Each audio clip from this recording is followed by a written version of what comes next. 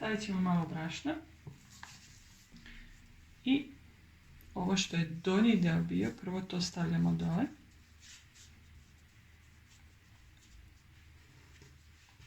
Okrećemo.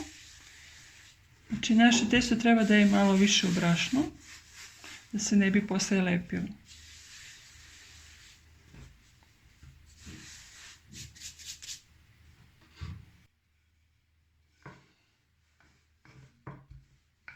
Radimo plagiju.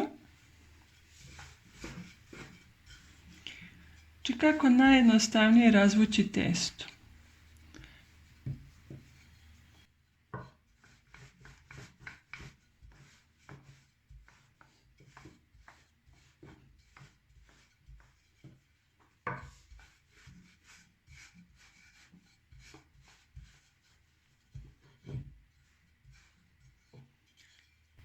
Idemo na preklapanje i znači sad ćemo od sredine da razvlačimo krajeve.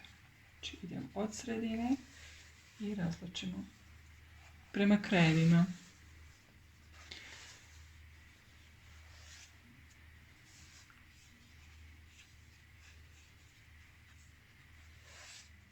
Znači, prebacimo testo na pola i idemo od sredine.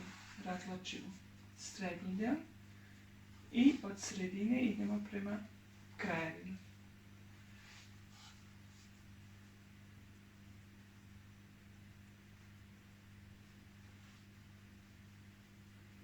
Znači razvlačimo testo do te granice da ne puca. Znači idemo od sredine prema krajevima. Tamo gdje je debelo testo to razvlačimo.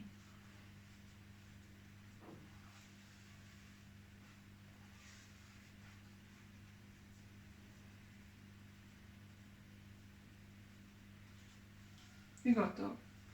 Spuštamo i možemo da filujemo. I ako je potrebno, znači samo još više razdvojimo krajeve da bi se napravio lijep oblik. I naša pita je gotova. Znači naše testo je spremno za filovanje.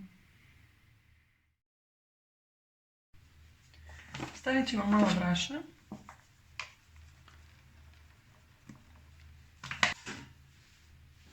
I uzimamo sljedeću. Znači ovo što je bilo dole, malo ću da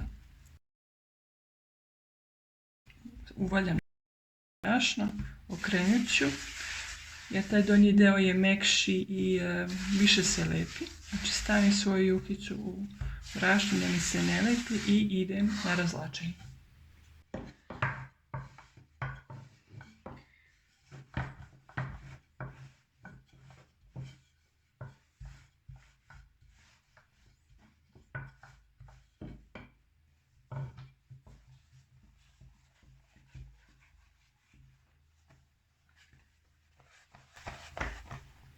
Idemo od sredine, srednji deo razvlačimo i idemo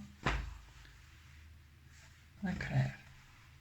Znači krećete uvijek od srednjeg dela, razvlačite srednji deo i kasnije razvlačite kraj.